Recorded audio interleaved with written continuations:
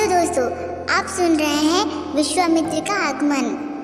अयोध्यापति महाराज दशरथ के दरबार में यथोचित आसन पर गुरु वशिष्ठ, मंत्रीगण और दरबारीगण बैठे थे। अयोध्या नरेश ने गुरु वशिष्ठ से कहा, हे गुरुदेव, जीवन तो क्षणभंगुर है और वृद्धावस्था की ओर अग्रसर होता जा रहा हूँ। राम, भरत, लक्ष्मण और शत्रुघ्न चारों ही राजकुमार जब बड़े ही हो चुके हैं तो मेरी इच्छा है कि इस शरीर को त्यागने से पहले राजकुमारों का विवाह देख लूं। अतः आपसे निवेदन है कि इन राजकुमारों के लिए योग्य कन्याओं की खोज करवाएं। महाराज राजा दशरथ की बात पूरी होते ही द्वारपाल ने ऋषि विश्वामित्र के आगमन की सूचना दी। स्वयं राजा दशरथ ने द्वार जाकर विश्वामित्र से अभ्यर्थना की और आदर पूर्वक उन्हें दरबार में अंदर ले आए तथा गुरु वशिष्ठ के पास ही आसन देकर उनका यथोचित सत्कार किया। कुशल मंगल पूछने के बाद राजा दशरथ ने विनम्र वाणी से ऋषि विश्वामित्र से कहा, हे मुनिवर, हे मुनिश्रेष्ठ, आपके दर्शन से मैं कृतार्थ हो गया तथा आपके चरणों की पवित्र धूल से यह राज दरबार और संपूर्ण अयोध्या नगरी धन्य हो गई है। अब कृपा करके आप अपने आने का प्रयोजन बताइए। किसी भी प्रकार की सेवा करके मैं अपने आप को अत्यंत भाग्यशाली समझूंगा। राजा के विनय पूर्व वचनों को सुनकर मुनि विश्वामित्र बोले, हे राजन, आपने अपने कुल के अनुरूप ही वचन कहे हैं। इक्ष्वाकु वंश के राजाओं की श्रद्धा, भक्ति और गौ, ब्राह्मण और ऋषि मुनियों के प्रति सदैव रही है। मैं आपके पास एक प्रयोजन से आया हूँ। यदि आप मुझे वांछित वस्तु देने का वचन दे तो मैं अपनी मांग आपके सामने प्रस्तुत करूँ। आपके वचन न देने की दशा में मैं बिना कुछ मांगे ही वापस लौट जाऊँगा। महाराज दशरथ ने कहा, हे ब्रह्म ऋषि, आप निसंकोच अपनी मांग रखें। संपूर्ण विश्व जानता है कि रघुकुल के राजाओं का वचन ही उनकी प्रतिज्ञा होती है। आप मांगे तो मैं अपना शीश भी काटकर आपके चरणों में रख सकता हूँ। उनके इन वचनों से आश्वस्त ऋषि विश्वामित्र बोले, राजन, मैं अपने आश्रम में एक यज्ञ कर रहा हूँ। इस यज्ञ के पूर्णाहुति के समय मारीच और सुबाहु नाम के दो राक्षस आकर रक्त, मांस आदि अपवित्र वस्तुएं यज्ञ वेदी में फेंक देते हैं। इस प्रकार यज्ञ पूर्ण नहीं हो पाता है। ऐसा वे अनेक बार कर चुके हैं। मैं उन्हें अपने तेजोमय श्राप देकर भी नष्ट नहीं कर सकता हूँ, क्योंकि यज्ञ करते समय क्रोध करना वर्जित है। मैं जानता हूँ कि आप मर्यादा का पालन करने वाले हैं, ऋषि मुनियों के हितैषी एवं प्रजावत्सल राजा हैं। मैं आपसे ज्येष्ठ पुत्र राम को मांगने के लिए आया हूँ, ताकि वह मेरे साथ जाकर राक्षसों से मेरे यज्ञ की रक्षा कर सके।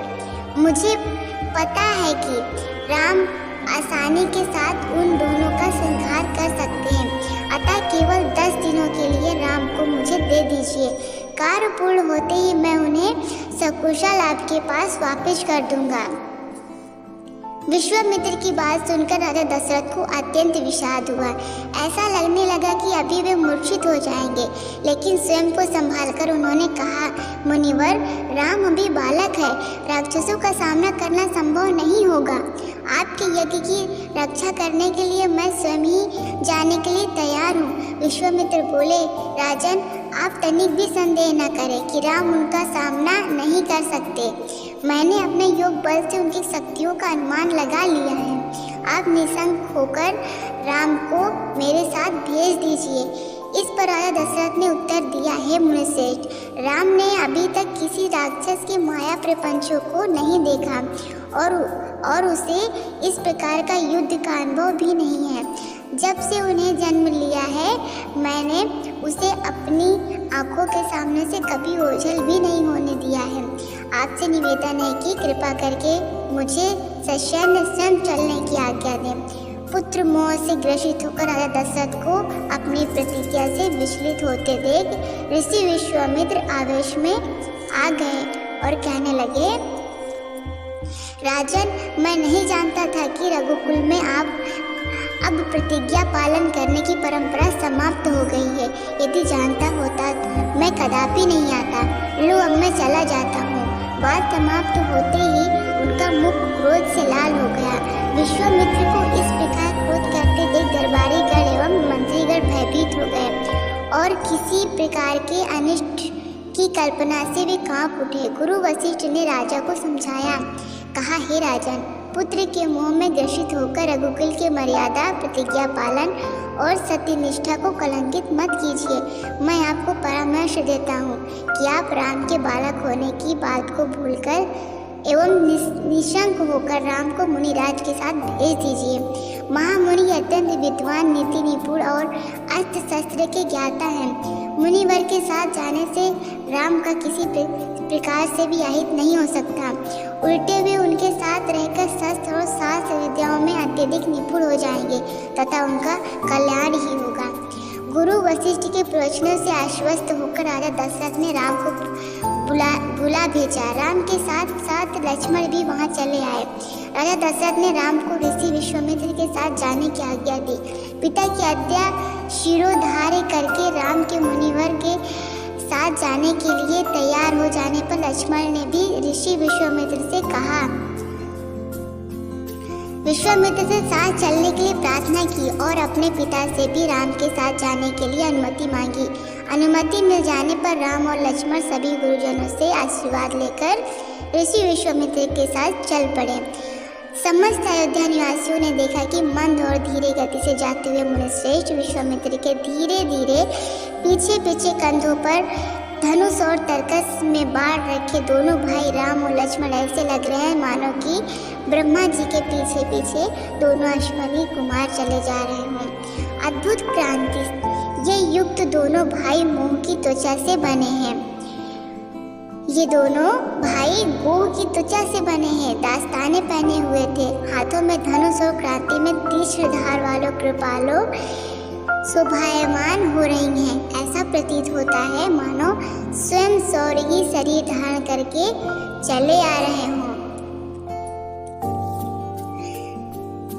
लता विपतों के मध्य से होते हुए 6 कोस लंबा मार्ग पार करके वे पवित्र सरयू नदी के तट पर पहुँचे। मुनि विश्वामित्र ने स्नेहयुक्त मधुर वाणी से कहा, हे वत्स, अब तुम लोग सरयू के पवित्र जल से आचमन स्नान आदि करके अपनी थकान दूर कर लो। फिर मैं तुम्हें प्रतिक्षण दूंगा। सर्वप्रथम मैं तुम्हें बला और अति बला नामक विद्याएं सिखाऊंगा।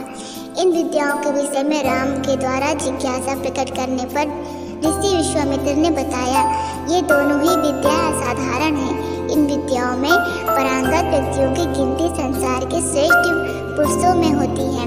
विद्वानों ने इन्हें समस्त विद्याओं की जननी बताया है। इन विद्याओं को प्राप्त करके तुम भूख और प्यास पर विजय पा सकते हो।